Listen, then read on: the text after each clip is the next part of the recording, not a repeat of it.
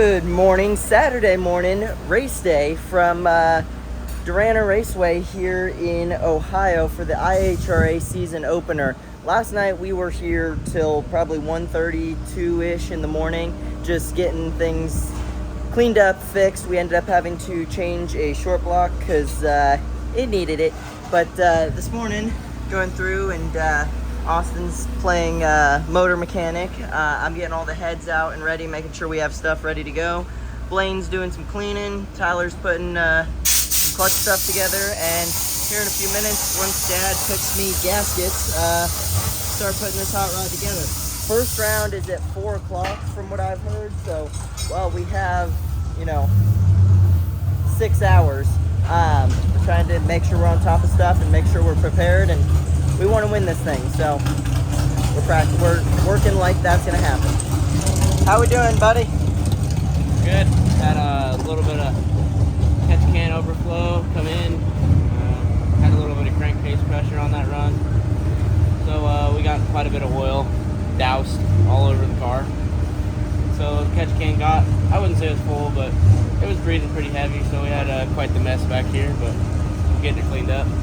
Very nice. Yeah. How's it going? What you doing?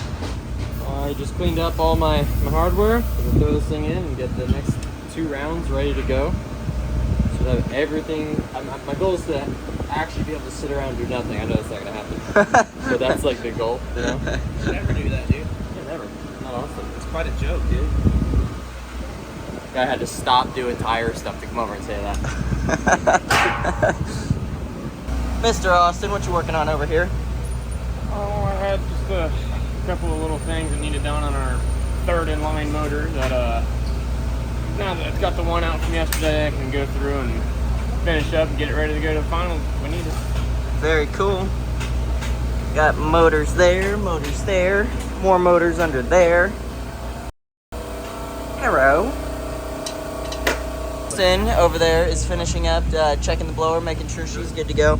I'm over here checking the EGTs on the headers. They ended up being backwards for this set of heads, so just pulled them out and put them back in. The EGT box plugs into the car up front here, so got to make sure it's in the right position, and that's just how Dad can tell if it drops cylinders on the computer up in the lounge when he's doing all his smart guy stuff.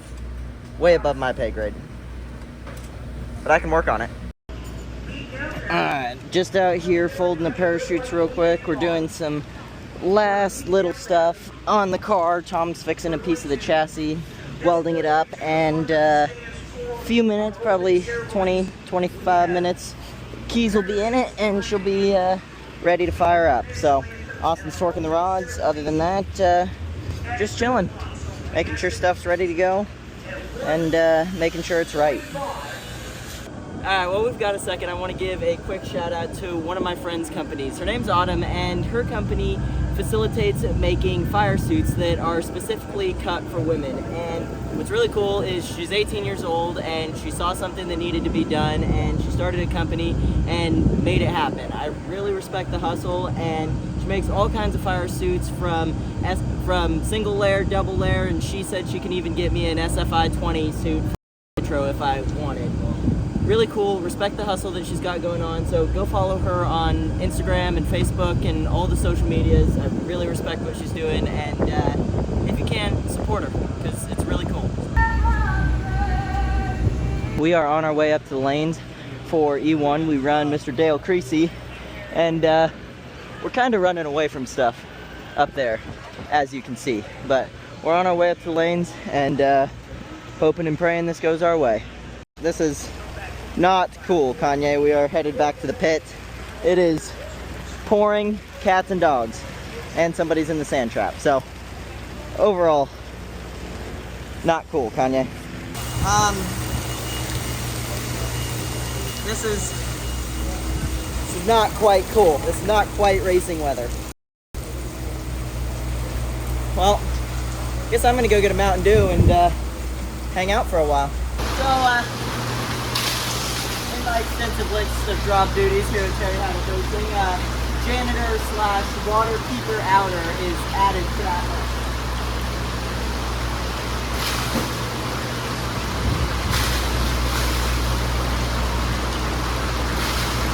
So you remember those misters you were talking about installing on the trailer earlier? Is this what you were talking about? Not exactly. I wanted to be able to control the flow. Something I didn't get our shoes wet when it was a deal. Yeah, I am completely soaked. What are those? These are my lifters. What you doing back here, hot dogger? See, I decided, being the smart guy I am, find a job inside. So I'm cleaning lifters. Pretty cool, something we've heard is they've got a helicopter just hovering at the top end using the blades to dry the track. That is the thing. I'm gonna try to find the bathroom, but I'm also gonna go up and see if that's true. So, I mean, You can barely see it, but it's true. They have the helicopter just hovering over the top end trying to dry the place. That is sick. Alright, hopefully we get to do some racing.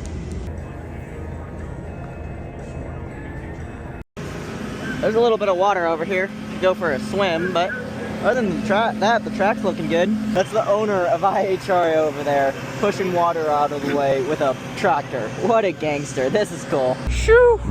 Lord help me, I got a race car. We are headed up to the lanes. They have a dry track. We're going racing. I have McKailen Haddock, Terry Haddock's son, and we've got a little reflection out here. She'll have to excuse me, guys. We can hear ourselves talk, which is always kind of fun. And take me through how this team has been rallying throughout this weekend. We're lucky to have the opportunity to be out here racing, and we just got to say a huge thank you to everything that IHRA is doing. We have never been to a race where we felt like we mattered and we belonged here, and they're doing a great job of that. The owner of the place is wandering around on a golf cart handing out ice, and I just think that's the coolest thing. We're so lucky to be out here doing this. God blesses us with such an amazing opportunity. I got to thank all the people on the side of this car that make this possible, and thank you to IHRA for making this happen, because this is the best experience we've ever had at a race, and we're going to go out and put on a show for all of you, whether you're here at the track or you're watching online. So let's go racing. You guys, when I was out in the paddock, McKailen the other day told me about the adjustments they were making to the car, how they were developing the suspension and systems, and I was so impressed with your knowledge of how these cars are put together. Do you have any ambition of racing in the future and taking over the Haddock seat? I don't want to take it over. I want to be in the car next to him on the starting line. Dad put me in our family's car on my 16th birthday and started teaching me how to drive, and it's a slow process of learning and earning the seat. I hope to... So you want to earn it? I gotta earn it. Dad's not just gonna give it to me. I work on the car, I work in the shop, so I've gotta earn it. And you ever see those little rides at the grocery store that need the little tokens put in it? I do, yeah. You're putting tokens in? Yeah, these funny cars are basically like those rides. You gotta keep putting tokens in, and unfortunately they take a lot of tokens. So I gotta find some, and then hopefully I'll be out here running next to him. So if you're at home and you're watching and you have a lot of tokens, make sure that you give Terry Haddock's team a call, because his son's ready to hop in the seat.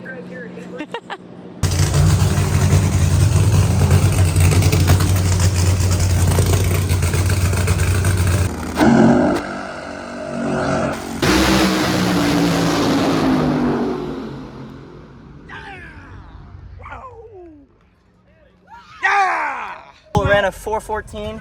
We're gonna go turn it around and do it again. Trying to not get overly excited and freak myself out. We've got a job to do, so let's go do this. That was cool. It's a bit of a hectic service. We had a blower stud break in the intake that Dad had to deal with, and there's another part of it that was my screw up. The spare set of heads that I had ready to go was missing a couple of studs, and that was my job to get it ready, so I screwed it up. So it was kind of a cluster towards the end there, but we're up here in the lanes and we're good to go. So let's do some racing. Got Mr. Haddock doing an interview, looking like an awesome dude. Terry, what have you guys been working through today? Well, we've just been trying to be careful to not out race the racetrack. So like for first round today, I was trying to run like 4:12, 4:13. It went 4:14, but it ended up being slow because it put holes out. So the other cars are a bit faster. Like I saw Mike McIntyre ran 06 and Dell ran 4:11. I think he shut his off early. So we're going to have to run an O this session to win the round. We got to race Dell, so probably a 05, 04 to win. When you know another car might be faster. How do you mentally kind of strategize or prepare yourself for overcoming that obstacle? You pray to God a whole lot, and you just race your own race, because if you put too much into it, you'll screw up and make mistakes. So what I try to do is make sure that I did anything I could on the car to make it as perfect as possible. I make sure I pray before I get in that car and just go and do my best. And no matter what, if both drivers come out at the other end and everybody's safe and happy and we get to do it again, someone wins, someone loses, we're just blessed to be here. Terry, I had the opportunity of speaking with your son and crew chief earlier today, and he knows that he has to earn the seat at some point. What is it like working with your son so closely in this racing climate? It's my favorite part of all this. There's a whole backstory that goes with that, but my son lives with me now, and he didn't most of his life. He spent with his mom, and once he got living with us, he's gotten a lot more involved in the racing, and he works really, really hard. He's also he's only 18 years old, and he's got 1 year left of college. We were able to get him through high school early, and I'm going to make sure he gets a degree before he can, and eventually he'll get to drive, but he has to earn it. So like earlier this year, we took him out and we got him his license, so he's a licensed funny car driver. And then I told him, okay, if you find the money, because he's got to find sponsorship. He called it coins earlier. He said we gotta get a lot of coins. I always tell him, the thing don't run unless you put tokens in it, like the horse at the shop, right?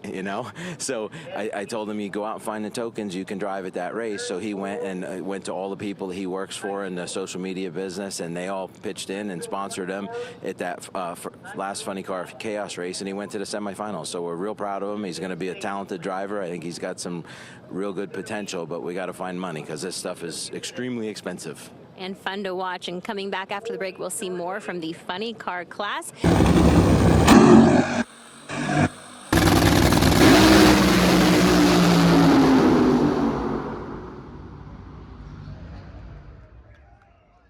Here we go.